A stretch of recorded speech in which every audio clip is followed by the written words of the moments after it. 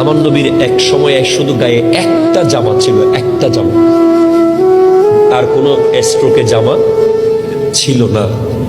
এক এতিম এসে নবীকে বলে, আপনার গায়ের জামাটা আমাকে দেন।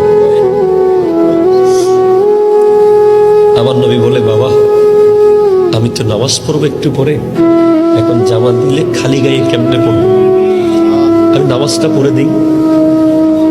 ওই ছেলের মা কাছে গিয়ে বলে, মা নবীজি তো আমাকে জামা দিল না। বলে, উনি দিয়ে দিবে, আরেকবার বল।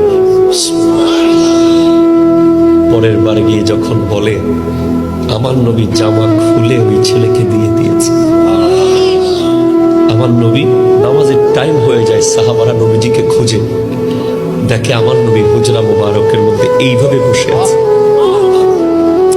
সাহাবায়ে কেরাম এসে দেখে গায়ে জামা নেই। আর আমাদের কত জামা, আমাদের জামা সিরিয়াল আসে না। আমার নবীর গায়ে জামা ছিল না। সিদ্দিক আকবর সব টাকা ইসলামকে দিয়ে ছিঁড়া জামা পরে বসে আছে। তো আল্লাহ বলেন, ফেরেশতাদেরকে সবাইকে বলা, আবু বকরের মতো জামা পড়তে।